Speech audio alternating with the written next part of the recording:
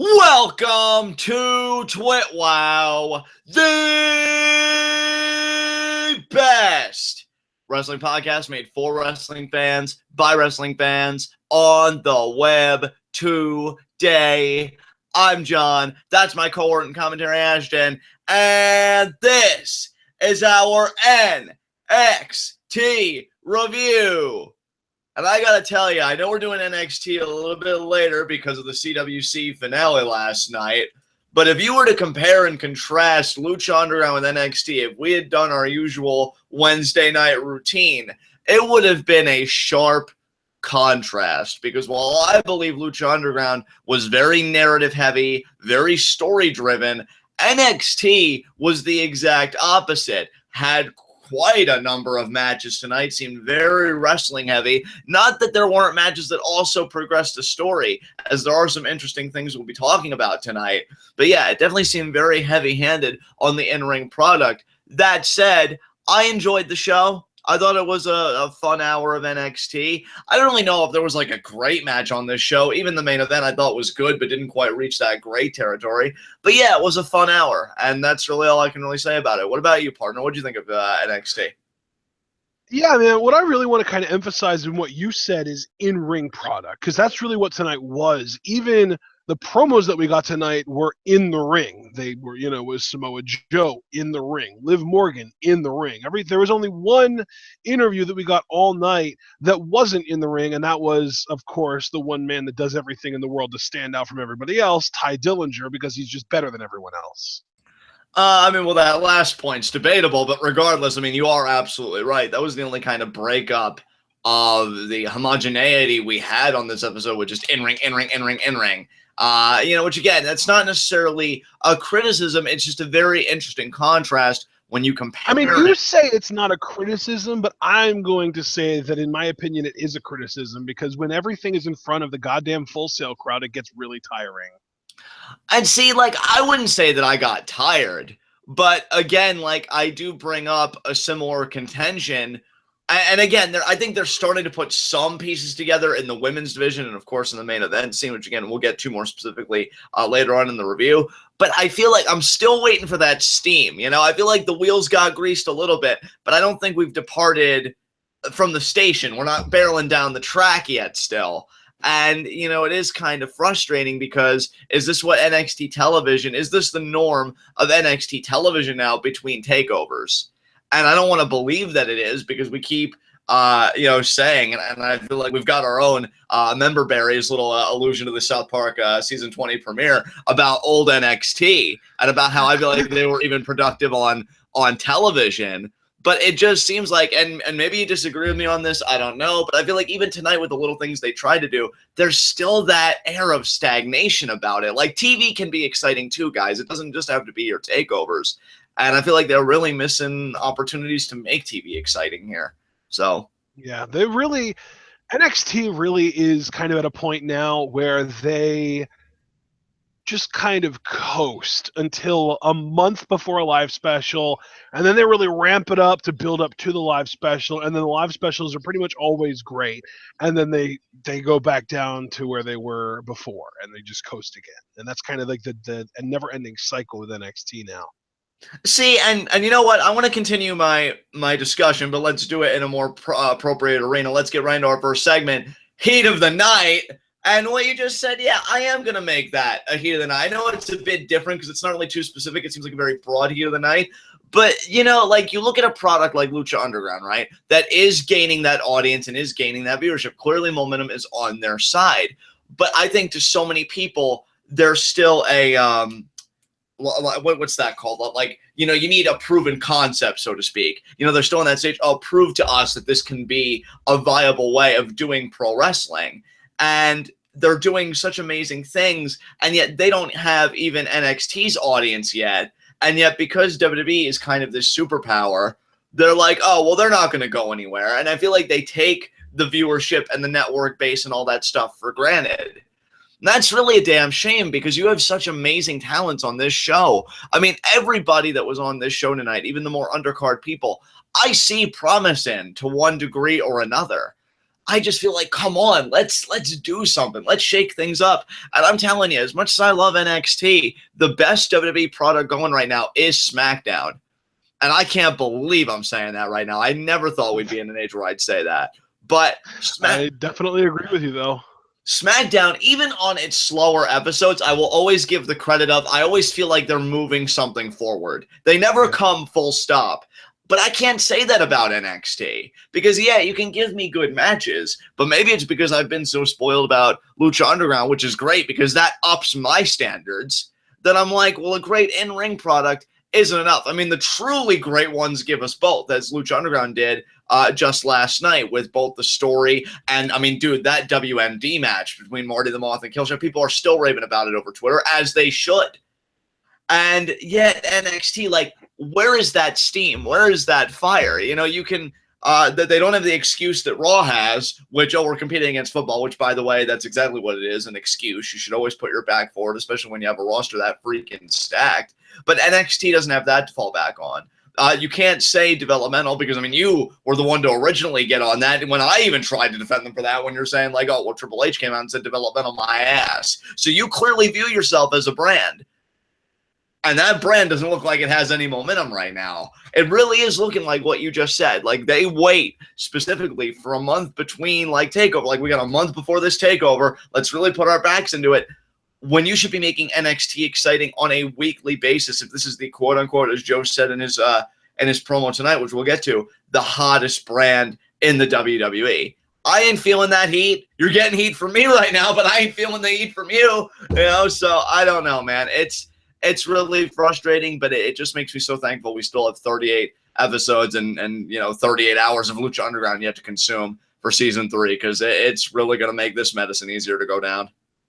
I'm really enjoying Lucha Underground, and there's a reason we live react to Lucha Underground and review it before we even look at NXT, and it's because Lucha Underground is just flat out the superior product. And I don't even necessarily think it's because NXT is incapable of beating Lucha Underground. I think it's because NXT doesn't really have any interest in being better than Lucha Underground until they get to the live specials. You know what I mean? And that's the infuriating part, because with as great as Lucha Underground is, I can tell you NXT would be formidable competition. They have the roster, and when the writing's good, it's really good. It's just like you said, they don't care for that, which is a shame because Lucha Underground right now is looking like Muhammad Ali, but they got no Joe Frazier across from them. You know, they're just pummeling on some nobody right now, is what it looks like to me. And that's really disappointing and deflating. So yeah, that I just wanted to vet in a more appropriate forum. I don't know if you could really color that a heat of the night, because I know it's not a specific criticism of tonight's episode, but I just had to get that off my chest. Because I mean, come on, NXT. I mean, people that are really praising you and stuff, I don't want to take the piss out of them. And if they're enjoying it, great. I just can't join that chorus, because I can't tell you the last time I've really come unglued that wasn't a live special, that was just a standard episode of NXT where I'm like, man, I can't wait for next week. Can't remember the last time I really felt that way. So I mean, I will say I feel like the first couple episodes after, you know, you get through the TakeOver Brooklyn and then the TakeOver Brooklyn recap show, I feel like I remember enjoying. Maybe I'm thinking further back. I don't know. Maybe I'm imagining things, but I do feel like we had a couple episodes of NXT within the last 2 or 3 months at least that we really enjoyed. I mean, you're probably right. To be fair, you know what it is? It wasn't post Brooklyn. It was post the end. Obviously the first episode after the end was just kind of, oh, this is everything that happened at the end, and also squash matches. But then the episodes after that, I felt like I remember really enjoying, like Bobby Roode debuting. I distinctly remember that episode being a really exciting episode that you and I both enjoyed. Now, granted, it was nowhere near your typical episode of Lucha Underground, but those are two completely different scales. Like, if we graded on a curve, nothing would be above a 6 out of 10 because Lucha Underground would break the scale. Right. So. And I think another problem with that, you're not wrong, but I think especially in this age in wrestling where so much is going on all the time, depending on where you look, you know, an episode like that seems like ancient history at this point. You know, I'm not saying you have to do 10 out of 10 every time, but at the very least, you've got to have a hook in place. Perfect example, right? Perfect example. Raw, the night Kevin Owens won the championship. That was a shit Raw. Really forgettable Raw. Yeah. That entire show was awful, but because of Kevin Owens winning the title, you had to watch the following week. Exactly. That doesn't necessarily make it forgivable, but at least they had the hook. I would consider using that Raw as a template. I would consider a wrestling show a complete and utter failure if they lacked everything, including a hook. And I don't really feel like this NXT had a hook tonight, personally. You know, so, I mean, it wasn't atrocious, but, like, what is going to bring me back next week now? Now, there are maybe two things potentially, which we'll get to, but I'm waiting for that big blow, you know? But enough about me. Do you have any heats tonight or nitpicks tonight? I do, actually, and it's not a full-blown heat of the night. I'm not going to make it seem like this big devastating thing. It is just a, you know, kind of a nitpick. But it is something that I wanted to just kind of air my grievances about. I am not a fan of signing all these TNA talents and having them go over your homegrown talents. You know, we touched on this last week. And it stems off of Brooklyn, where Bobby Roode defeated Andrade Cien Almas and Austin Aries defeated No Way Jose. So now I guess we're just going to switch opponents, and Bobby Roode's going to beat No Way Jose, and Austin Aries is going to beat Almas, right? I think, didn't that even happen last week? Didn't Austin Aries beat Almas last week? Yeah, and then Bobby Roode beats No Way Jose tonight. You know, not to jump the gun, so but they did. Yeah. So it's not even a matter of are they going to. It's a matter of, so now you actually did just switch opponents. Like, I just don't like it, man. I don't like it either, dude. I completely agree with you. And you know something else? Like, it's funny because we decided to take a break from WWE content. I'm almost half tempted to take a break from NXT and just do live reactions for a while. I honestly don't blame you. And I got to say, too, about that main event, I mean, I don't want to be that guy, but this is Heat of the Night, and we're always brutally honest in this segment. I don't feel like Full Sail really helped any causes in that main event. Dude, Full Sail, I thought Full Sail was one of the best parts of NXT very early on, right up until, like, the Ascension became a thing. And now I feel like they are, like, one of the biggest detractions of the show. They are one of the worst parts of the entire show. I mean, dude, I'm going to level with you, right? And now this is the point of the show where I get shot. Like, if Bobby Roode is supposed to be the heel, right? And we're supposed to revile him. And, dude, bless Corey Graves' heart because he tried his hardest out there. You could even hear him on commentary. Oh, they sing his theme, but they don't know what it's like. Like, he tried so hard to be that instigator to get us to sour on Roode. Yeah. Like, honestly, and I hate to say it, again, this is the part where I get shot, I would change the theme. Because that once you change that theme and they're expecting to sing Glorious and they don't get it and Bobby Roode tells them to shove it, then he could be the heel that I think NXT wants him to be. Until they do that, it's not going to work. We were mad with Adam Rose because Adam Rose was a babyface, and anything you could give a babyface that gets the crowd into them, the better, right? But yep. I think the opposite holds true for the heel. Like, if this theme is over and it's detracting from you getting heat, and say, I'm just speaking in hypotheticals here, if you had designs for Bobby Roode to face Nakamura, I mean, maybe Bobby Roode would get booed then, but it's not going to help if he has a theme that people feel the need to sing to if you want a consistent response. I would drop the theme personally.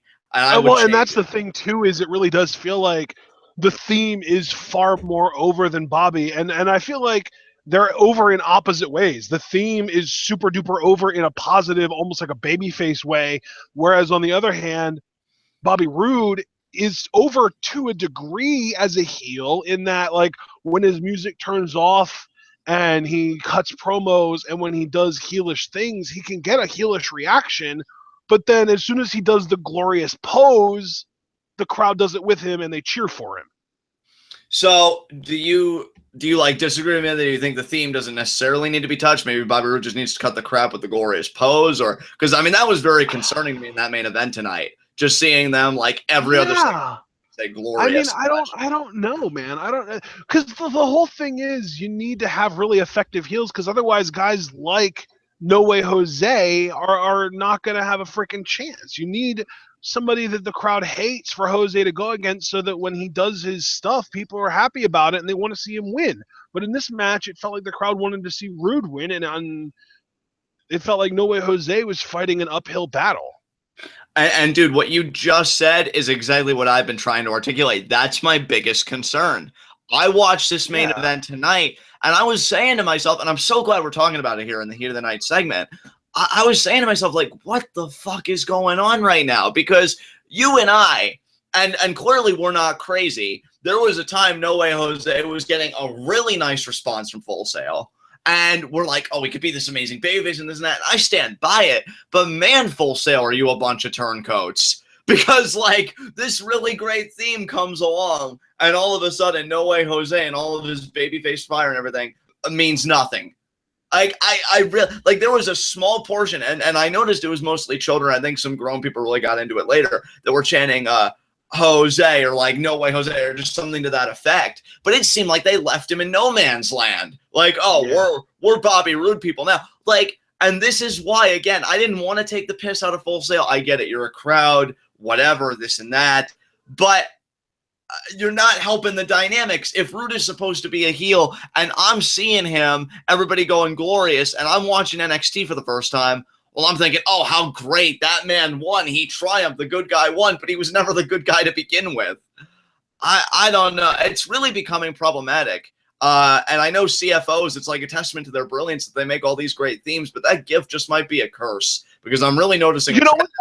Here's my thing. Glorious Domination is the name of the song. It's a good song, but given that wrestling themes are supposed to have a purpose and its purpose is supposed to elicit a negative reaction, I would say it's a horrible theme. It's a great song, but its purpose is to elicit a negative reaction from the crowd, and it does the exact opposite. So unless they were told that they wanted Bobby Roode to be super over as a babyface, and they kind of fulfilled that order, and then at the last minute WWE decided, no, we need him to be a heel, I would say CFOs failed at their job in this instance. You know what? And to me, not to necessarily play devil's advocate, because I don't necessarily disagree with you, but this again goes back to what you said very early on in this discussion, that Full Sail has become like one of the biggest detractors for you of the program, because I feel like if this was like a Raw crowd or a SmackDown crowd, Bobby Roode, even in spite of that theme, would be getting boos. But I don't think CFOs really anticipate it, because the theme, when you hear the lyrics, it really sounds very egotistical. Like, oh, I'm glorious, I'm strong, I'll never be beat, I'll prevail. But then you know what though? If it was those exact words, if it was "I'll never be beat," that's great. But I won't give in. It's freaking John Cena language. It's I'll never give up. I won't give in until I'm victorious, and I will defend. You know, like it's positive language. It's not heelish at all. Yeah, that is a good point, to be fair. That is a good point. I just wonder how much of it is the actual theme, because I could certainly see where you're coming from, but how much of it, too, is Full Sail, because they're definitely becoming like that kind of crowd. You know, like, oh, we're in on something. That makes us so awesome. You know what I mean? So I think... You know what, though? I mean, you say they're becoming, but they've been that crowd since, I would honestly say, since the Ascension were the tag team champions, and they, even though the Ascension were heels, the crowd was still trying to cheer for them because of Ya. Like, that's kind of where the whole Full Sail sucks vibe began for me, and it's just grown over the years, and now it's gotten to the point that I can't freaking stand that crowd. And they even did everything in their power to ruin the CWC too, because like they were booing TJ Perkins all night, and then at the end when he won they were chanting "You deserve it." Like, bugger off, you guys suck. I did not. Actually, you know what? I did read about that. Makes me all the more glad, though, that when we live react, I have my my network on mute. Because I went back and I watched the ending moments of Perkins Metalik just to kind of see how the crowd was reacting, and they were really down on Perkins. And then I also read a fan recollection of somebody who was actually in the audience for the CWC finale, and literally the entire crowd was basically negative on every match except for Gargano and Ciampa versus Alexander and Dar, and that's just because they love Cedric Alexander. Right. Like they were down on both of the first two matches because they wanted ZSJ and Ibushi to win, and then they were down on the main event because they don't like TJ Perkins for whatever the hell reason. I don't get that. And you know, I think it's because TJ Perkins beat Gargano and Cedric Alexander on his way to the finals. And Ibushi then. Yeah. Or not Alexander, Swan. He beat Gargano, Swan, and Ibushi. And I think that's why the crowd wasn't into him. And they were shitting all over him during the finale, the finals match. And then he wins, and he gets "You Deserve a Chance." Like, go screw yourself, Full Sail. Yeah, honestly, dude, knowing that full context, I really haven't been that visceral towards Full Sail, but something about that main event, man, I was almost kind of watching it in this disgusted kind of awe. Like, where even are we? Like, what's happening? And again, I like Bobby Roode and all that stuff, but if he's going to succeed, he needs to succeed in his assigned role as a heel. He's not getting, and that theme, I feel like, and just the way Full Sail is, not doing him any favors. So yeah, man, Full Sail is really starting to frustrate me now. The worse Full Sail gets, the more and more I appreciate that one Kevin Owens promo where he just tore them to shreds. Yes. Dude, that's still one of my favorite promos in NXT, and it's really not even close. That said, though, brother, is there anything else you want to say? Because I hope we didn't stray too much from the main topic, because I know you said you're heated, and I will nitpick more like, was these TNA guys coming in and beating the homegrown talent? Which, again, I mean, I do agree with you. It's like we said last week. Roode already has his brand. Aries already has his brand. You know, let No Way Jose, let him make his foundation. Let him make himself. Andrade himself, which I think he should be a heel, but knowing Full Sail, and after this preceding discussion, I wonder if it even matters anymore. You know, and it's just, I feel like these guys are fighting against a current they're just not going to win against. And that's and really I felt sad. The same way about Peyton Royce. They had her as a heel too. It made no sense. Like, there are just some people, it's a lot, you know, I understand that it's developmental and you want them to learn, but when you get somebody like a Peyton Royce or a Bobby Roode or an Andrade Cien Almas who really shouldn't ever be a certain alignment, why fight it? I don't know. And that seems to be such a tendency within the WWE. It's like they know that a certain alignment isn't working. Like, Cesaro is the single most over man on the roster after winning the first ever Andre the Giant Memorial Battle Royal by throwing the Big Show over the top rope by deadlifting him. Heel. Exactly.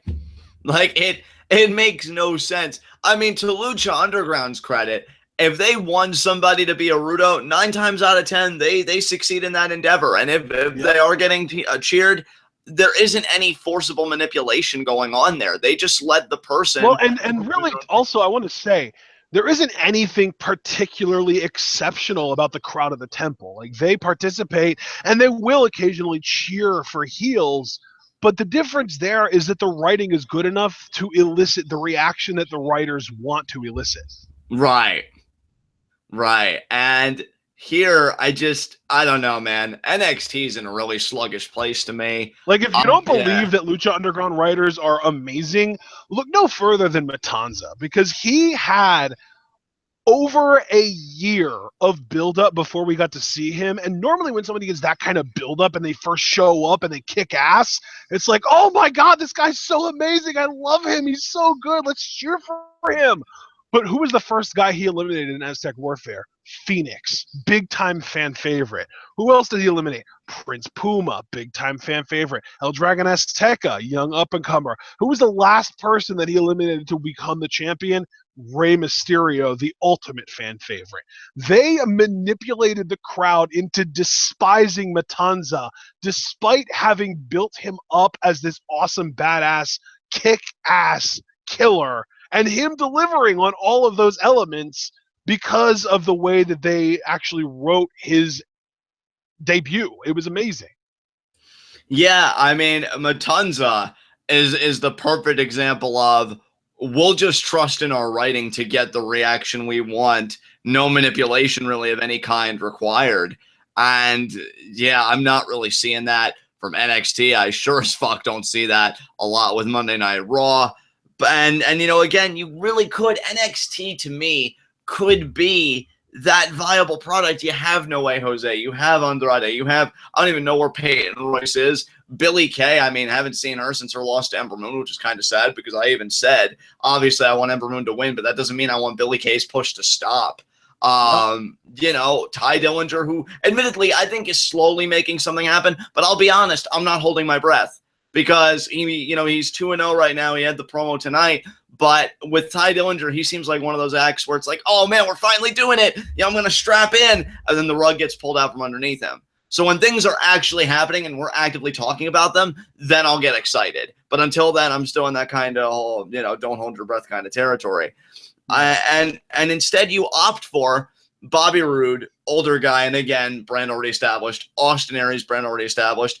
And Joe and Nakamura. And I love both of the last two guys in both Joe and Nakamura, but they shouldn't even be here. So it's frustrating really all around. And I completely agree with your nitpick. With that said, brother, is there anything else you want to say? No, I don't want to add anything else. So let's get started on the show. We opened things up with Samoa Joe. He comes out and kind of, in a weird way, turns face. He kind of apologizes for the way he acted during his NXT World Title run. Really just kind of faces it up and acts like he's turning back into a good guy again. And then he ends up calling out Nakamura, who does his full Nakamura entrance with the crowd singing and everything. And then he says, I called you an unworthy contender, and I want to apologize because I was wrong. You were a worthy contender, and now you're a worthy champion. But then he also brings up, I have a rematch clause in my contract, and as soon as I'm healed up and ready, I want another shot at that or I want a shot at that championship. And Nakamura does the whole long build-up thing where the crowd goes, oh, and then he finally says, you're on. So we have Nakamura Joe basically set in stone. I'm assuming for NXT TakeOver Toronto in November, but I don't know if it'll happen before then. Right. If it was up to me, it would happen before then, and we would get Nakamura Dillinger in Toronto. Dude, here's my thing. With Dillinger's story, I almost want the title to be put back on Joe. Nakamura goes up to the main roster, and then you have Dillinger trying to overcome this monster in Joe. Because I think that's an amazing story. I mean, obviously you're not wrong, but that just kind of goes along with our kind of consensus opinion that they never should have put the title on Nakamura in the first place. And I stand by it. I never thought I'm not saying you're wrong. I'm just saying that we've been fighting the idea of Nakamura winning the NXT title for so long now, and there's just nothing we can do to change it. I know. And I'll be honest, and it's not even really Nakamura. It goes back to NXT's writing. His title reign has bored me so far. And it's Shinsuke Nakamura. If I'm saying Shinsuke and boring in the same sentence, it's on you, NXT. It's on you. He needs to go to SmackDown really bad. And dude, how can I just say what I just said? First of all, do you disagree with me? No, certainly not. SmackDown's the place for Shinsuke to be. Right. So second of all, can I just say how hilarious it is that we've come full circle? We've come from, WWE has a developmental program now too. Developmental my ass. NXT is the place to be, to now wanting NXT people to be on SmackDown because it is the best written show in the WWE universe right now. Right. And that's just hilarious to me that we've come full circle on that. And I don't even want to be this way because all things considered, this was a good segment. Nakamura is still a really strong babyface. What Joe did after the fact, because he ends up brutalizing Nakamura, really laying him out, and it concludes with a Uranagi on steel steps. I mean, great stuff. If this was a Raw and, a SmackDown, especially a SmackDown with the way their writing is, I feel like you and I would be all over this. And again, I'll give this segment its due. It was good. It's just there are so many frustrations external to this segment, independent of this segment, that I can't get over. And it pisses me off because you're talking about two really talented guys. I have said over and over again, Joe is one of my favorite heels in wrestling right now. I mean, Marty the Moth has firmly secured that #1 spot, but Joe I still think is top 5. I fucking love how that man works heel. He is a monster. He is unapologetic, and he will get in your face to get what he wants. Nakamura has a magnetism, and we've talked about this over and over. He has got a charisma that's so transcendent. I mean, he doesn't even have to do anything. He literally, all he did tonight was say a word, give a long dramatic pause, say another word, and that the crowd was so into that. This man could sneeze and he'd blow the roof off the building with the pop that he'd get. That's just how great of a babyface he is. And yet I should be happy with that. And yet because NXT is just so sluggish and so stagnant lately, I can't be happy with that because they're not moving their goddamn wheels on this. But yeah, I mean, welcome to the Ring of Honor era of NXT. You know, you making it sing-songy almost made it okay, but it really didn't. It's true though, dude. This is the ROH version of NXT. Like, it's slow and plodding, and the guys that should have been stars months ago aren't gonna be stars probably ever, because by the time NXT's ready to pull the trigger on them, they'll be getting called up. So does that mean Tye Dillinger is just never going to reach his full potential and be that star that we know he can be? Is he just doomed to fail under this current NXT model? Sad but true. He is, the fact that he has been in NXT for as long as he has, he's like 36 years old. He's never going to be a big time star because of just how ridiculously slow NXT is to pull the trigger on when they catch lightning in a bottle. Yeah, and you know, it really does say something that when you went on about like, oh, guys that should have been stars, you know, so long ago, they're never gonna do it now. I mean, Dillinger was the first name that popped into my head, so way to fuck that up, NXT. Yeah. The face that I had in my mind while I was saying it. So yeah, I mean, you know, there you and go. He's not 36, he's 35. I was overestimating his age by a whole year. Hooray. Well, that just makes the march of time all the more agonizing, doesn't it? Because he's the same age as Finn Balor. How about that? He's like, I'm 35, clearly 36-year-old Tye Dillinger will be the NXT champion. Nope. Enjoy and those. That's the thing too, is that like Tye is, to me, other than Nakamura himself, I think Tye is the most over babyface in NXT. They don't give a fuck. Oh my God. Like, I don't think that they've even fully acknowledged that he even is a face yet. Like, I still think that NXT's bookers in their little, like, if they have a piece of paper with a heel and a face column, I feel like Dillinger is still in their heel column. Yeah, which, I mean, boggles the mind in all sense of reason, but hey, it's NXT, and that's just a day that ends in Y, apparently. Nakamura gets put on a stretcher in a segment that went on way too long for me. No offense to Nakamura. But no, dude, I agree with you here. I feel like the stretcher thing took way too long.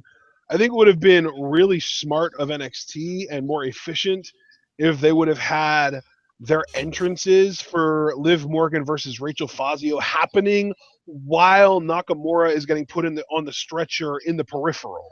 Oh, I completely agree. Would have created a nice juxtaposition, too, because you look at Liv Morgan's theme, and it's all like, get up out of your chairs, you know, feel this. Yo.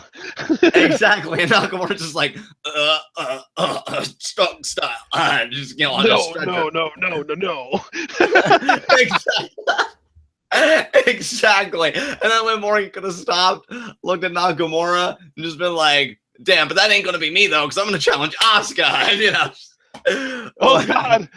This is what's going to happen to you after you meet Asuka, Liv. Exactly. And speaking of Liv, do you want to just get right into her match here? Somebody get her a body bag! Yeah!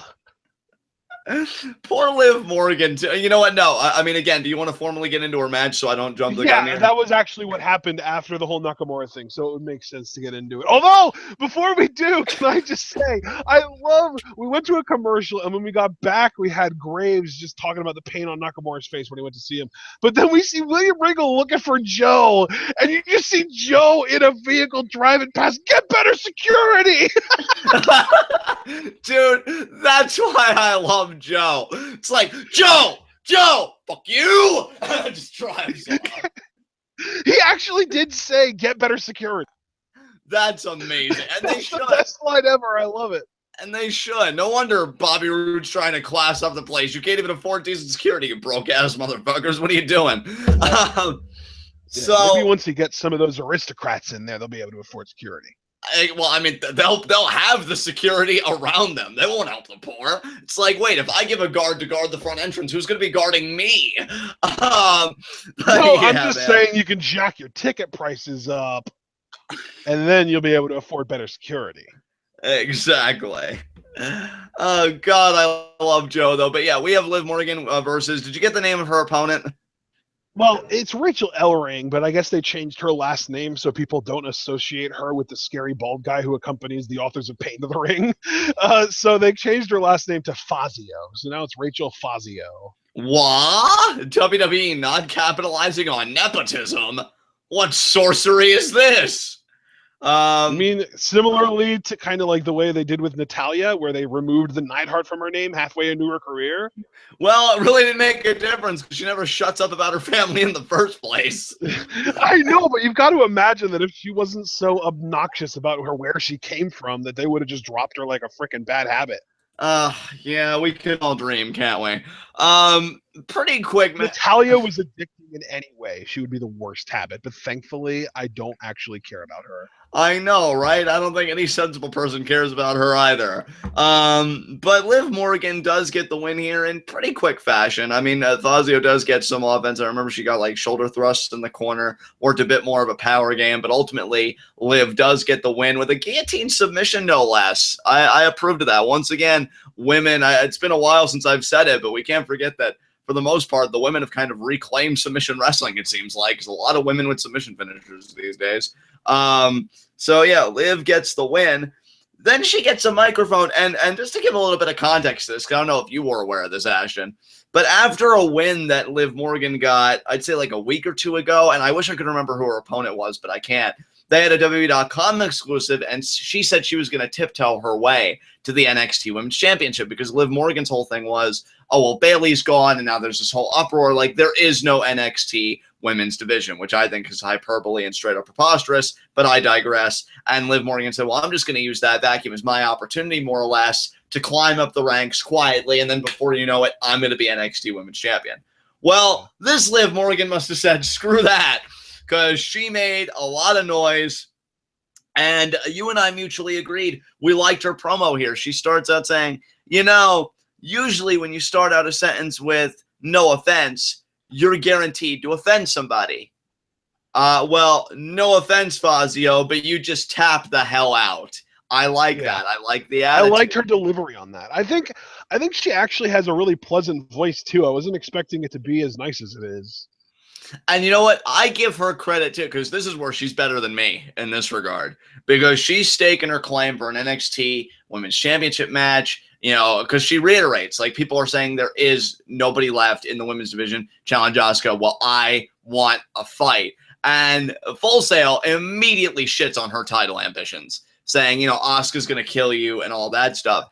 And Liv Morgan, rather than doing what I would have done and just been like, oh, well, fuck all of you anyway, and, you know, just left. She's like, you know, yeah, that's fine, but I still want to fight. So she's not caring what anybody says. In fact, she even said, if I cared what people said, I would not be in this ring ready to fight Asuka. And she's adamant, like, she's going to fight Asuka. Now, this is why I really like this, because if you guys have been listening for what feels like the past 2 hours, I was bitching about, you know, where's old school NXT? You know, again, going back to my goddamn member berries. And, you know, where Dude, the TV views? I'm sorry to take a break here, but I freaking loved that scene. And then Randy's laying on the couch and they're just like, remember back when marriage used to be traditional and only between a man and a woman? He's just like, oh, what the hell's going on here? Exactly. And I feel like this could be a return in a microcosmic fashion, mind you, but to that old school NXT where we could have a TV feud here. Because I no offense to Liv Morgan, and that's why I want to qualify by saying not yet. Liv Morgan, not necessarily yet, I think is ready for that takeover NXT Women's Championship spot. But I do think she can challenge for it on NXT TV, absolutely. I do think it could be a fun NXT TV kind of women's championship match. So seeing her call out Asuka, I like it. I think it's great babyface fire too, because they've portrayed Asuka like, oh, you don't want to get in the ring with her. You know, oh, you're seeing that smile. That's never any good. And Liv Morgan, who knows all of this, is saying being NXT women's champion, the importance of that and my desire to do that far outweighs any fear I could have of Asuka as an individual.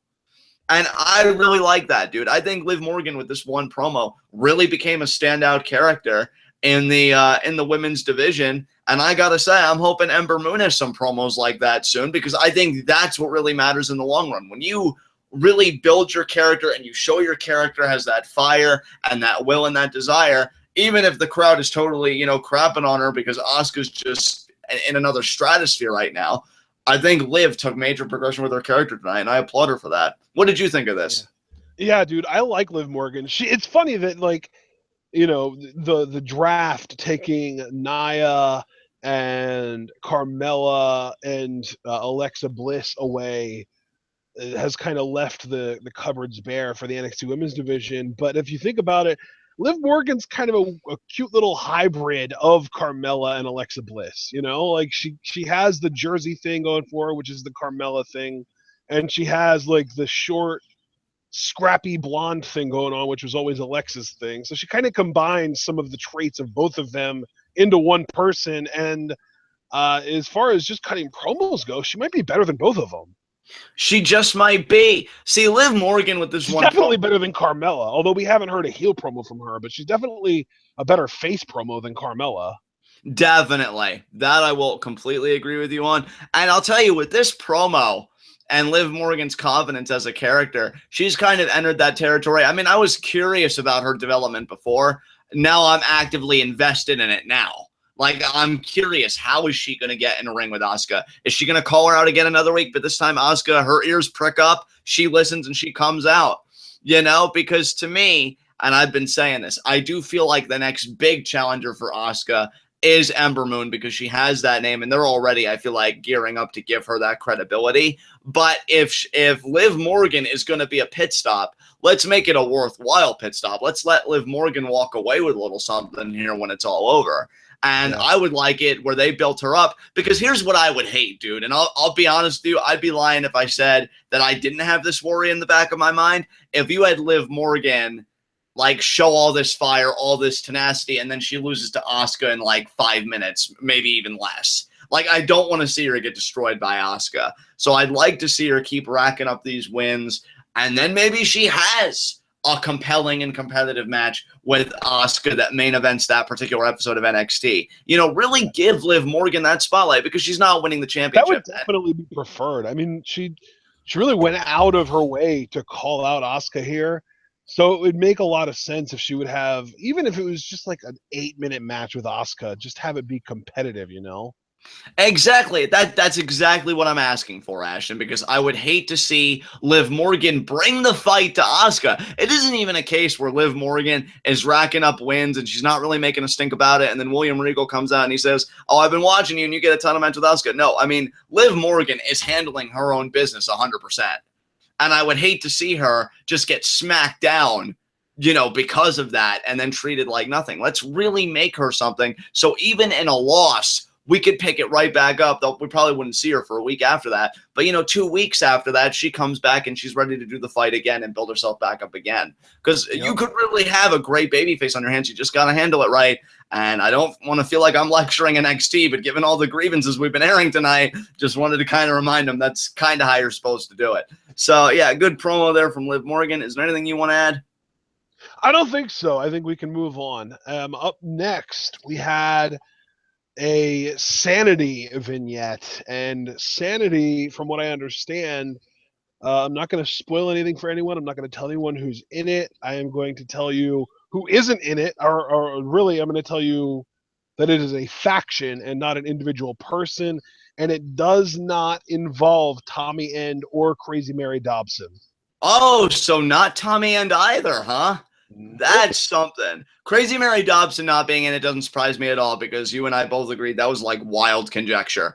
Tommy End, though, is more surprising, because I know he wrapped up his business with Progress. I wonder, though, is he still coming to NXT just not under the SAnitY banner, or what's going on with that? He is signed for sure. They did sign Tommy End, but he's not a member of the SAnitY faction now. Let me just say, this is kind of a preliminary remark, because, again, I honestly don't know anything, so I don't even think I'd be capable of spoiling anything for anybody, thankfully, because I don't trust this filter sometimes. But knowing that it's a faction, that kind of ups the ante a little bit for me. I like that, because I'll tell you, I thought with the Authors of Pain on the scene, that I was going to have to get used to them kind of being the tag team scene for however long, but yet knowing that we're already getting this new tag team in the mix, even if the Authors of Pain still are going to be the epicenter of the division and dominate for however long, which they may not. I mean, we'll see when the time comes.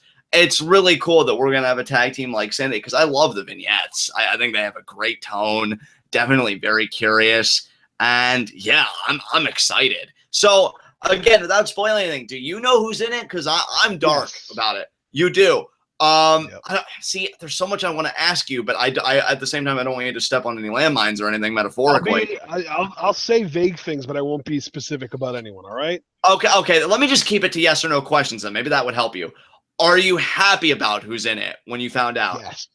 So you're excited for this then? I am. Awesome. That's all I'm going to ask you. That's all I'm going to ask you. We're going to talk after, because I would like to know who's in it, but we'll do that off the air. Because I'll tell you what, I will say this though. It's 3 men and 1 female. Oh, dude, that's awesome. Look, I don't want to geek out, but knowing that it's like this intergender faction of 3 men and 1 woman. And you know what, too? Like, if you notice in the vignettes, there was a woman kind of like walking around looking all crazy and shit. So I'm like, is this like a women's side? But this is even better. This is a faction with men and women in it. Dude, that's fucking dope. Oh, my God. I can't wait. Yeah. Honestly, you know what, dude? Let's move on. But if you wouldn't mind, if you could type me like in our chat here, like who's in it. I'd love to know now. Okay. All right. I'm surprised you even want to know, because normally we're pretty averse to spoilers, but I got spoiled on this one a little bit unintentionally. So I will type to you who it is, and you guys are gonna get my non-spoiler reaction when I see this. And yeah. There you go. Oh, you know what? I think that's gonna work, and that's all I'm gonna say about it. Ambiguity for the win. Let's move on. All right. I like that. That was an interesting little segment for TWitWoW. John, non-spoiler live reactions. All right. So, match number 2 was Drew Gulak versus Hideo Itami. I love Hideo Itami. I love Drew Gulak. I wish these guys could get 20 minutes and just kill each other for that amount of time. It would be amazing. Dude, I mean, you know what I said. You and I have watched a shit ton of PWG, but I don't know what I was doing or I was smoking, because it seemed like whenever Drew Gulak was on, like, I feel like I was paying attention, but he really wasn't memorable. But the CWC made me a fan of his. I loved his work in that tournament. And then seeing him come back and work with Hideo on this episode of NXT, I love to. No offense to the CWC competitors, but I love how Hideo Itami matches have pretty much become Hideo Itami versus CWC rejects. Like, you guys I mean, it's really Hideo Itami putting the CWC to sleep. Exactly. Like, oh, you lost, and I'd call facing me a consolation prize, but it really isn't. Facing me is like punishment for not winning. Exactly. And yeah, you failed. I'm gonna hurt you. gotta put that John Altman sauce on it. You failed. Oh God, that brings me back to Backlash and Mojo Rawley all over again. God, he's fucking awful. He really is. He really, really is. And dude, you know what, man? Like, this match, I think, did what it set out to do, because both these guys are studs. Both these guys are amazing, and both these guys left me wanting more. Because to me, if Drew Gulak, now I don't know Drew Gulak's status, if he's with the WWE or if he's going to go back on the Indies when this is all over. I'm assuming the latter. I think he's going to be on Raw, dude. I think that he was part of the Raw video packages for the Cruiserweight division. If he is going to be on Raw, no offense to DJ Perkins, I'm going to be rooting for Drew Gulak so hard. Like, him and Swan are the top 2 guys I'll be rooting for to take that title off Perkins. I don't have a problem with that to begin with, but I just freaking love Drew Gulak. I think my guys are definitely. I love Gulak, and I mean, you mentioned Swan, but I think Ciampa and Gargano are going to be on Raw, and that right there, those are going to be my horses that I'm going to get behind, especially Ciampa. I freaking love Tommaso Ciampa.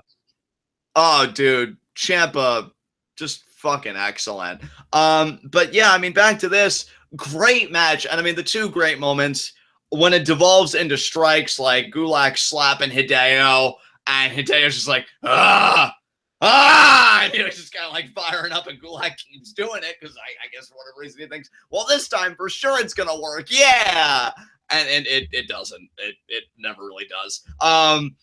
And then he gets struck down. And then, of course, the ending. I still get giddy when I see Hideo hit the GTS. But again, this match left me wanting more because if Drew Gulak was more of an established property, I think he would have countered that GTS and we would have gone 10 more minutes. And then I would have had to change my pants. But unfortunately, that wasn't the circumstances we had here. Hideo does win after that GTS, which is fine.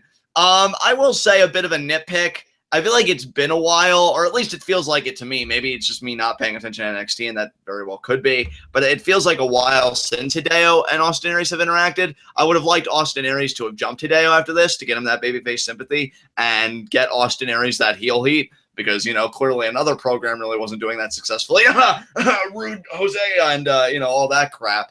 So I think it would have been nice for Aries to jump Itami, but we didn't get that. Hideo gets the win. And I guess we're going to have to wait for this interaction down the road. Yeah, I actually do agree with you on that. I think, you know, there needs to be more struggle for the babyfaces in NXT, but at the same time, you know, you need to actually establish heels who get heat so that the babyfaces can, you know, have obstacles to overcome rather than just putting heels that are supposed to get heat who get cheered against babyfaces who are supposed to get cheered but the crowd doesn't care about because they care more about the heel. What? A logical and coherent booking philosophy? The fuck you think this is? I know. I guess I'm just old school like that. Yeah, God, you like your wrestling to be logical? What a mark. Oh my God, you would go there. I did, and you know that at least in WWE's mind, I'm not even wrong. And that's the tragedy here. When I'm right about something in their eyes, we're all fucked. But yeah, good stuff here from Hideo. Honestly, like, I wish I could say I can't wait for him to win the NXT Championship, but they've already bungled that if Nakamura is going to go into take over Japan with the championship. So I just want Hideo to do well. It's vague, it's general, and it's honest. So there you go. Just do well, Hideo, wherever it takes you. So do you have anything else you want to say about this? Up next, we had our third match of the night, the Authors of Pain versus a couple local talents. I know the Corey Graves said one of their names, but it really, who cares? They're just local talents. And I mean, the Authors of Pain, finally, we have a heel entity in NXT that actually gets heat, right? I know, right? Oh, man, and this jobber team was hilarious. This is definitely my scumbag moment of the night because... Dude, was it just me, or did the long hair guy kind of remind me of Lucky Cannon from NXT Season 2? You know, I could see where you got that vibe. I didn't make that connection, obviously, because I forgot who the hell Lucky Cannon was, but then you saying that name, I'm like, yeah, I feel you on that. I get where you're coming from. I love, too, that... Impact on me because he looked like a stretched-out Adam Cole. Now that I could co-sign on it too, and it just further like solidifies my desire that we need Brock Vaughn in NXT, but he's too busy. Brock Vaughn, baby. But you know he's too busy being a 2-time ROH World Champion, and only the third one to ever happen. And I'm sure if Adam Cole was watching live, as happens in my dreams every night when we do TWitWoW, Adam Cole would probably say in the chat at this point, suck my dick, to which I would say, whenever you'd like, Adam, because I have no dignity whatsoever. But yeah, Authors of Pain are great. You know, I mean, I loved how the one guy left the short haired dude, I think with the blonde hair, like to die. He's just like, well, we're clearly not winning this match, so I'm just going to take a walk. And Authors of Pain are like, no. We were promised 2 victims, and we're coming to collect. And they just brutalize these guys. And I'll tell you, James Ellsworth, they are not. I mean, they just stood no chance whatsoever. They got totally punked out. And I loved when the long-haired one got dealt with. The blonde-haired one still couldn't get his sorry ass up. Like, he was spending the entire time like, oh, God, I'm gonna use this one hand to keep the ribs together, and I'm gonna use this other hand to pull myself up with the ropes. And then he's like, okay, they're still dealing with my partner. That's got to give me at least a 2-minute window. And then when they're done with him, they look over and they realize they still haven't victimized the other guy. And he's probably just thinking, fuck. And then, they nail their double team finisher. And that's the win for the Authors of Pain. I mean, this squash match was freaking hilarious. Like, I felt like I was watching a horror film because the one guy was just trying to get it together, trying to get up, all while his partner was being victimized.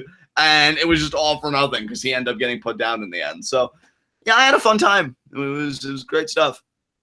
I'm so glad you got to let your inner Johnny Scumbag out. Exactly. It was absolutely amazing, if I do say so myself. Yeah. Okay. So then we got to the most entertaining segment of the night because it featured the Perfect 10, Tye Dillinger. He was interviewed, and he said that, sometimes in order to take 2 steps forward, you got to take 1 step back. And, this whole sort of downward spiral began with his loss to Oney Lorcan. But he since then has had 2 consecutive victories, the one that was taped in Brooklyn and then another one on NXT TV. And, there were people questioning, like, oh, is he a 9.5? Is he a 9? And no, he is and always will be a perfect 10. Can I just say, I love that his idea of a bruised ego is him thinking that people think that he's a 9. Like, even when you're down on your luck, you still don't know what modesty is. And I respect you for that. Because That's what's so endearing about him, though, John. You've got to understand that. I mean, I do, though, because I said I respect him for that. It's just, I feel like with anybody else with this kind of gimmick, they think, oh, well, would they think that I was a 6 or even a 1? But no, like, his low point, his really downward spiral is being a 9. I'm lucky to be regarded as a 7.5 most days, and this motherfucker thinks a bad day is being a 9. Fuck your face, dude. But yeah, his like, beautiful perfect 10 face. Yeah, that's a bit weird that you're that specific, but regardless, I love that Tye Dillinger always does this. He leaves us in a giggle fit. Of all people, John, I would think that you would feel compassion and not even sympathy, empathy towards Tye Dillinger. Johnny Scumbag should feel all of the pain for somebody who could be reduced to a 9 or a 9.5. How dare they? I mean, look, I feel bad for him because he shares a planet with over 8 billion people at this point. I mean, pretty much a sea of losers, a gigantic. Seriously, over 8 bills? We might actually be. Now, don't quote me on that because I don't have freaking thing on me. We might actually be. John, 2016. Exactly. We might actually be John 20. Exactly. Put that on a bumper sticker. Quoted you. Told me not to. Oh my God, you are such a nerd. But regardless, I am right. I am. I sympathize with Tye Dillinger because he wakes up every morning knowing he's breathing the same air that some loser in some other country that he probably couldn't even point out on a map is breathing. Dude, forget other countries. He has to breathe the same air as the Full Sail crowd. I know, and he has to well, he doesn't pander to them, but them being behind him, it's like, this is why I feel like I'm going to walk out of here a 9 one day because of you freaking people and you're smug. But yeah, I'm glad he mentioned Oney Lorcan because it seems like Tye Dillinger's the only one doing that work. Because otherwise we would think, well, did Oney Lorcan, get released? If it wasn't for that CWC bonus match being released, I thought that he would have gotten future endeavored. And I'm still hoping the end game here of Tye Dillinger, rediscovering his mojo, so to speak, is that Oney Lorcan reappears and we do a legitimate program between these two. I mean, that would be logical, which is probably why NXT isn't going to do it. But, I just have to wonder, is Tye Dillinger going to try and get his win back over Oney Lorcan? I would have to think so. I mean, do you agree with that? Or do you think Tye Dillinger's just looking past that? We're not even going to touch on that again.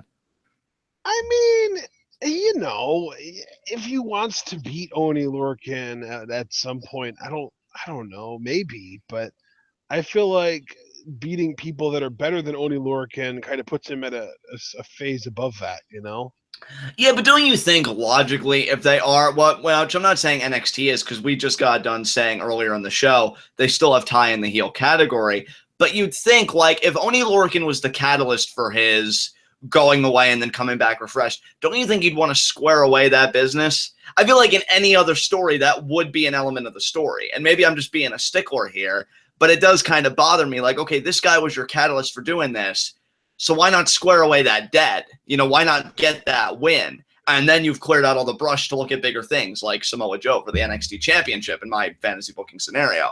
But I don't know. I mean, I guess I could let it go if they do build Tye naturally to an NXT Championship match, because then at that point, I don't really give a shit how they did it. Just knowing that Tye's in a position that he deserves to be in is good enough for me. But, again, I think it goes back to that idea. Storytelling really isn't that hard if you put an effort.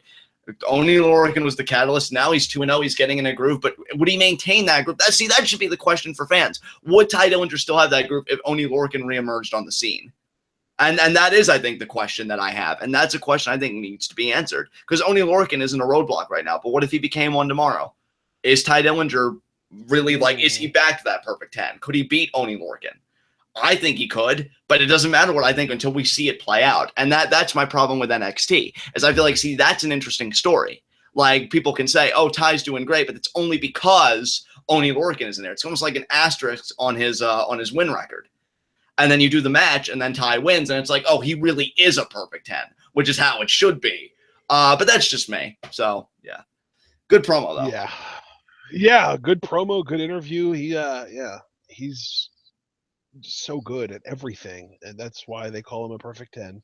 Exactly. So what came after this, partner? The main event of the evening, Bobby Roode versus No Way Jose. And I gotta be honest, I was kind of underwhelmed by this. I mean, no offense to either guy, but yeah.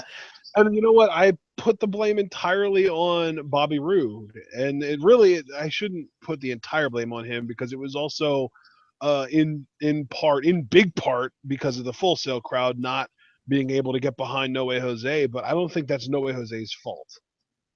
No, it's just because Full Sail is just so enamored with the Glorious theme that, well, screw No Way Jose's progression and him trying to make his stock as a babyface. Let's just get ourselves over by singing the theme and saying Glorious every other second. I'm really visceral tonight. I apologize, but this crowd really annoyed the shit out of me. John, you say you're visceral, but I think it's an appropriate response. I think the Full Sail crowd has earned your ire. Yeah, and I've been good about it all this time. Like, it's just that main event, it was like stepping in the Twilight Zone, dude. And I felt, and I'm being dead to, like, this isn't a Johnny scumbag thing. This is a straight up John thing. I felt bad for No Way Jose tonight. Because I'm like, he is wrestling this match. He is trying to work babyface. And this crowd is giving him fuck all. And it's not his fault. Because it's not like he's been phoning anything in. I felt like his match at the latest TakeOver, which I feel like was the end. That was the Austin Aries match. Great freaking work there. Showed fire. It was a competitive match. And it was Brooklyn. Oh, was it Brooklyn? Oh, yeah, you're right. It was Brooklyn too. My apologies. But regardless, competitive match, showed that fire, all that stuff. And then tonight, Bobby Roode should be that heel where it brings out that fire in Jose and people are waiting for the comeback. But they were so into themselves and like, hey guys, look at us, guys. We can sing the Glorious thing. It's like we're a glorious bomb, guys. Mind blown. And I just want to hurt someone, because No Way Jose then is left with jack shit. And poor Bobby Roode. And I love these guys, but I'm also going to put just a smidge of the blame on Gargano and Ciampa for making Glorious Bombs a thing. And you know what? I mean, yeah, I don't blame you. And I feel bad because I think these guys just wanted to have fun with their friend. I don't think they intended for it to have these consequences, but it's Full Sail. Like, they're not your casual kind of crowd. And I feel bad for Bobby Roode, too, for the record. Because, he's supposed to be. Dude, it really does feel like Ring of Honor. It's crazy how much NXT has become Ring of Honor under the WWE umbrella. It really is. Because, like, you could, I don't know. No, you know what? I do know. I know how little you follow ROH, so I'm going to explain this from beginning to end. Kevin Owens, when he was Kevin Steen, when he came back to ROH and won the championship, he had this whole phase where he hated the Ring of Honor company and he wanted to kill it from the inside. And the fans cheered him for it. Like, you are here. You paid money to see this show. This dude is a complete asshole to you, to the people that you cheer for, to the people that run the company that you paid money to see. He wants to kill the company from within, and you're cheering for him. That's what NXT is doing right now with Bobby Roode. Right. I've often heard this dude literally told you that he wants to replace you in the crowd with rich people, and you're still cheering him because of a theme song. Yeah, I don't know if I hate that more than the xenophobia of casual crowd. It's really close. It's really close. Because I'm like, how stupid can you be? And, that's really the frustrating thing. And I'll put it to you guys like this, because I've heard the saying before, because it's often been said that pro wrestling is a kind of art, of which I agree. I subscribe to that point of view. If pro wrestling is a kind of theater and the crowd is the third performer, you're doing a shit job on that stage, because you're not helping facilitate any stories here. If anything, they're stalling their momentum, because now because NXT, I do feel like they do have some writers that genuinely care. I don't want to put this shit on the writers entirely. But like now they're probably going to be thinking, well, what can we do to get Bobby Roode that heat? Because people are so into the theme. And you know what? I almost feel like a parent disciplining their child, because I hope that theme gets dropped. I hope Full Sail loses that theme. And I feel awful saying it. This isn't, again, the Johnny Scumbag moment where I revel in my own shittiness. You'll know when I do. But seriously, if you guys are going to be like that, and it's going to hijack really what should be great moments for No Way Jose getting in there with heels and guys like Roode getting that heat, then, you don't deserve the themes to begin with, to me. Change the theme, give it something like crappy or something. They could just boo Roode the entire time. And Roode, he did some offense that wasn't supposed to pop and was heelish. Like he did suplexes and all that stuff, your basic vertical suplexes and all that kind of stuff. Whereas Jose, he's bringing, he's turning the Fiesta into a fight. He's more high energy, all that stuff. So I think they did everything by the book. It's a book that Full Sail doesn't read. And finally, one more point I want to make, because I'd be remiss if I didn't make it. I know that we had a problem with Roode's finisher at Brooklyn 2, the pump handle kind of drop, modified pump handle slam. I feel like this kind of impaler DDT, I get why he changed it to that, because then he can use the free hand to do kind of a modified glorious pose. But I really don't like it that much better than the pump handle thing. I'd almost prefer if he would go back either the Roode bomb, like that Death Valley driver neck breaker, or the payoff, that fisherman suplex pin, because neither of these finishers, like the pump handle drop or the impaler kind of DDT that he used tonight, are really doing it for me. Did you feel like it was better? Because I know you really got on the initial finisher. So what did you think about this? I think this is so much better. Okay, so you're cool with it then. Oh my God, dude. I was not a fan of the original Glorious Bomb, and this, I mean, yeah, we've seen this high angle impact or high impact impaler DDT done before, whether you want to give credit to Edge or Mick Foley, and this is similar to that, but that's just because it's been done before doesn't mean it's not great. And I think this is a great finisher, and really, I'm kind of at the point with Bobby Roode where it's just anything but that shitty pump handle drop. Right. I can appreciate that point of view, man. Yeah, I can feel you on that, definitely. But Bobby Roode, I think that was the Road Dogg's finisher, by the way, that he had using. Right. To me, Bobby Roode gets the win. You and I already said that we felt like No Way Jose should have gotten the win here. But to me, you know what? They could be building up Bobby Roode to take on Nakamura in a future program, possibly. Because, again, you and I, we said another thing at the start of the show that it seems like, and especially me, because I did a lot of bitching about it here on tonight's episode, about Nakamura being NXT champion and us having not come to terms with it.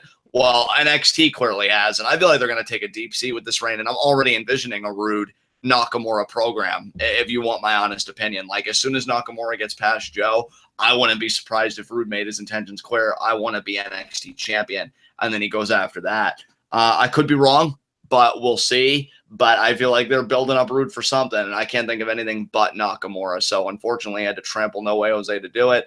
And just sadness all around. So that was the main event. Pretty underwhelming. A lot to complain about. Do you have anything you want to add, Ben? I don't think so. I think I'm good, man. Let's go to the next segment. High spots and low shots. And, man, with the way I've been talking, I'd love to make my low shot the Full Sail crowd, but I'm going to maintain at least a modicum of professionalism tonight. So my low shot, you know what? My low shot, Shinsuke Nakamura. Because Joe suckered you in. He got the holy hell beat out of him. Yeah, and he got stretchered out. And yeah, it was brutal to watch. So Shinsuke Nakamura, Yeah, not a good night for the NXT champion. He's my low shot. Yeah, my low shot with a heavy heart is No Way Jose, because whether you want to blame the arena or Bobby Roode or the theme song or CFOs or whoever you want to blame for it, he couldn't elicit a reaction. And even if he could, it didn't matter because he still lost to Bobby Roode. So No Way Jose, as much of a fan as I am of his, and as how awesome as I think he is and how great I think he can be, I just feel like he had an awful, really rough night tonight. And bro, that's totally understandable from where I sit. You know what? My high spot, I think this person had the best night on NXT tonight. Liv Morgan. She gets a win, not necessarily against a high caliber opponent, but it's not just the win, which continues to build her momentum. She had a solid promo tonight. And you know something else, which is more than I can say for the WWE Women's Champion Charlotte, which is a point I wish I would have made in the actual segment where we're talking about Liv. That crowd, again, was chanting, Asuka's going to kill you, trying to rile her up, whatever. Liv Morgan wasn't deterred. She cut her promo, no breaks, nothing like that. In fact, if anything, she used that to her advantage, cutting the promo. Liv Morgan's already looking more like a pro than our WWE Women's Champion. And that's just my honest opinion. Which, I mean, let's be real, though, John. That's not an exceptional achievement. Just because one person who is in a position of power is exceptionally bad at something doesn't mean that everyone else being better than that person at that thing that they're exceptionally bad at qualifies them to be in that position of power. I mean, you're not wrong. I'm just making the parallel that Liv Morgan is supposedly, in developmental, because we oscillate between it being developmental 1 week and NXT, and yet Charlotte is supposed to be the WWE Women's Champion, this, representative of the, Divas Revolution, and I feel like Liv Morgan is already, freaking ahead of her. And kayfabe more like the nepotism revolution. Am I right? Oh my God, I really hate so many wrestling families today. But that's another thing for another time. Samoan Dynasty, the Flair family. Who else, John? And the absolute worst in my eyes, the Hart family. Oh my God, how could I forget the worst of the worst? Yeah. Oh my God, dude. I was listening to a Kevin Nash shoot interview today. And Bret Hart is such a mark. I legitimately think that he was the biggest reason for the WWE's ratings decline in the early to mid 90s. Yeah, dude. Did you see my post on TWitWoW today from Smith Hart? Did you see that? The one where he blames Seth Rollins for the death of one of the students at a school? Yes! I want to rant so bad, but this is an appropriate time for it. Just fuck the Hart family. That's all I'm going to say. Dude, when is there ever going to be an appropriate time for it? We're not going to make a separate commentary, so just get your thoughts out. Mine as well. No, they're fucking awful people. The whole lot of you are awful. They're so snooty. They think they know better than everyone else just because they have a name. First of all, and I'm being dead shit. People in the chat anyway have been saying, oh, Johnny's it. Well, fine, don't get Johnny's comeback. Because the first thing I thought when I read that was, who the fuck is Smith Hart? I didn't even know who this guy was. Who is this Jamoke? Is he a guy that just happens to have the same spelling as the Hart family? Because I've never fucking heard of you. Who the hell are you? And then it's one thing, right, to say that Seth is dangerous in the ring. I obviously vehemently disagree, but people are going to have their opinions, and I can accept that, even if you're wrong. But to make such a fucking reach, like you're Mr. Fantastic Reed Richards, to stretch your arms to the point where, the death of that student, it was probably cardiovascular problems, but Seth, no, not but Seth. You fucking horrible people, do not put that on him. Do not put that on him. Because death in the pro wrestling industry from shit like that is more of a common occurrence than I care to admit. Do not put that on that man's shoulders. You're a piece of fucking shit. You and most of your family are pieces of fucking shit. And Brett speaking in that monotone, well, I just don't know how they could have Seth work. Yeah, I don't know how Sting could think he could take bumps like that in his fucking 50s. But nobody wants to put the blame. I love Sting. Okay, no hatred to Sting here. But yeah, but the thing is, he signed up for it. It's his responsibility to be in the good enough condition to handle that workload. Yeah, and that's just again, no disrespect to Sting, but if you're supposedly the veteran, why not tell Seth, hey, Seth, I'm excited to be working with you, but let's do more of an old school match or something, okay? Like, I don't need to take those high-risk bumps. Finn Balor, love Finn Balor too. You can see the photo. He did not take the powerbomb right. And John Cena wasn't even because of the buckle bomb. It was a freak fucking knee. So really, if you want to shit on Seth Rollins because he's more relevant than you and better than all of you collectively put together, at least find justifiable grounds for it. Because when you don't, Dude, you sound like I'm a not fucking even joking asshole. you when I tell you that I saw a thread in Reddit today, and it was downvoted, so it's not like it was like a consensus opinion or anything. But I actually saw a thread in Reddit today that said, "So can we all agree that Roman Reigns is a better talent than Seth Rollins now?" Like, No! no, exactly. Like, I've never downvoted a thread so quickly in my life. And you know what? I hate to go, and now this is the one place where I really do hate to go, but if I'm going to make an argument, I have to use every point at my disposal.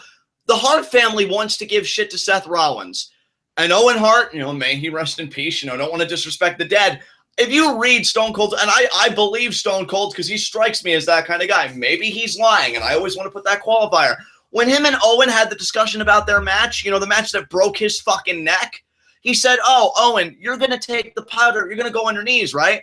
And Owen said, "No, I go on my ass." And Austin's like, "Well, I'm just used to, taking knees. Can we take knees?" "No, I go on my ass. You'll be fine." So Austin was clearly, you want to talk about being concerned about the buckle bomb? And Owen Hart, when he was working with Steve Austin clearly expressed, "Well, I'm used to knees, Owen. I've never taken a powder where somebody goes on their ass." And then he gets his neck broken. So don't you dare fucking blame Seth Rollins for doing a move when your own precious fucking fellow Hart, relative didn't listen to a guy. He was the more dangerous worker because he blatantly ignored the concerns of a guy he's supposed to be protecting. And I like Owen. I've always preferred him to Brett, but let's call a spade a fucking spade here. Don't be throwing something at somebody when another guy is saying, "Hey, Owen, I really think I would prefer to take the move this way." "Nah, you'll be fine. I always go on my ass." And then you break his neck. And I know Owen felt really bad about it afterwards, and I'm not trying to give him shit. I'm just making the point where if you're going to levy a criticism at somebody, at least be fucking honest and consistent about it. Because that's the shit I hate from people. When you can levy a criticism against somebody, but when it's somebody else, maybe because they're your friend or a family member, you soften the blow. "Oh, well, but they're the..." No, you said it about this one, so say it about this one. And stop being a fucking asshole about it. Fuck the Hart family. What were we talking about? I'm sorry. Yeah, high spot, Liv Morgan. I don't even remember. Who was your high spot? Your high spot was, who was it?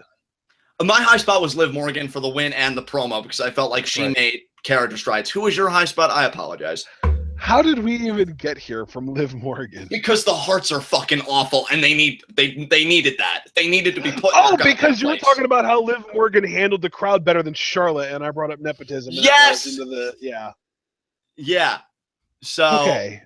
I mean, at this point, I feel like my high spot should be Johnny Scumbag or the fans of TWitWoW for getting to witness 2 epic Johnny Scumbag rants in one night, but I won't. My high spot, just to keep it simple, Tye Dillinger, because he wasn't the product of any shitty booking tonight. He got to cut a great promo. Yeah, I completely agree with you. Dude, really, it's a shame because at this point, I'm thinking Tye Dillinger's going to main event when I'm dead. And I'd love to see him get a crack at the NXT championship because he really is. I think you're absolutely right. You said something earlier in the show that I completely agreed with. He is the second most over babyface behind Nakamura. And honestly, I think the next most over babyface between Tye Dillinger and whoever else, it's a wide margin. So I don't even think it's anything like anybody's nipping at Tye Dillinger's heels. You know what I'm saying? I just think, dude, I mean, let's be real. The next most over babyface is Bobby Roode, and he's supposed to be a freaking heel. Yeah, I know. His full sale's so awful. Oh, God, you're not even wrong. But, yeah, I agree with you. Tye Dillinger is amazing. No contentions here. We don't have any other segments. Do you have any concluding remarks about NXT or anything that we've done here tonight?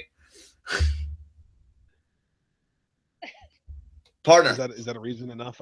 My silence isn't enough for you. Okay. I didn't know if you heard me, if I cut out. Okay, your silence was the answer. That's definitive enough for me. I ain't gonna question it. All right, guys. This has been NXT. This has been TWitWoW. The best Good Wrestling Lord. podcast. Hey, damn right. The best wrestling podcast made for wrestling fans, by wrestling fans, on the web today. I'm John. That's my co-worker in commentary. Guys, be sure to comment, subscribe, and like the video. If you like me going off on the Hart family, if you like us talking about the shittiness of NXT, if you like Ashton's analytical mind, give a freaking like. We love doing this for you guys. The more likes we get, we're going to be the top search result for NXT reviews, and nobody does it better, so we deserve to be the top search result, so make it happen. Feed the video with your likes. But Make it happen. Ooh, ah. Ooh, ah! Yeah, I put my back in that. God. I am turned up after that Hart family. I will go after all of them. I'll put Brett in a real fucking sharpshooter. Fucking old ass. AARP ass. Anyway, partner. This form's not even that good to begin with. Yeah, you're old. You're old. Anyway. I mean, he can't physically do the sharpshooter anymore, so that's kind of out of bounds. But yeah, drink your Pediasure and deal with it. Deal with it. You fucking old ass, decrepit ass bastard. Anyway, Ashton, before I get legitimately called out for my blatant and disgusting ageism, do you have any questions for our subscribers this week? Yeah, fuck old people. No, but my question for subscribers. My question for our subscribers this week is, what do you think Tye Dillinger's next match is going to be, and when is he going to win it? Oh, I didn't even hear what you just said because that was fucking hilarious. But, yeah, guys, answer the question. You know what it was. I trust you guys. You're all fucking wonderful. I love each and every one of you. For all the hate that I've expressed tonight, let me at least just say that I love each and every one of you watching and that will watch when this goes off the air and just formally put up. You guys really are amazing. And, yeah, answer that question. You guys already know all the stuff to check out because my cohort and commentary's amazing backgrounds. What you may not know, though, is that we do Q&As now. This will be our third one coming up. We do a Q&A the last Friday of every month. Q&A number 2 was an immense success, guys. We did over double the questions of the inaugural Q&A. I loved it. It was amazing. And you can feed us questions, YouTube comments, Twitter, Facebook, Reddit. I mean, the mediums to go to. Everybody gets 5 questions per Q&A. All 5 could be for me, all 5 could be for Ashton, all 5 could be for both of us, however you want to break it down, that's your prerogative, and they could be on any subject. And given the nature of this NXT review tonight, there might actually be a question in this Q&A. John, who are your 35 therapists, and can I get all of their cards for myself or for somebody I know? And that's fine. Everything's on the table for Q&A, so be sure to get your questions in there, guys. It'll only be like a few weeks now. Before we do it, I'd say like 2 weeks probably, and Q&A will be here, so I try and plug it whenever we do a TWitWoW. And, yeah, I think with that, we will see you guys again for our Lucha Underground live reactions, which thank fuck for that, because that'll be a reminder of what a great wrestling product actually looks like. And until then, guys, we love you. Thank you for always taking this ride with us. Scum Squad for life. And tune in and peace out.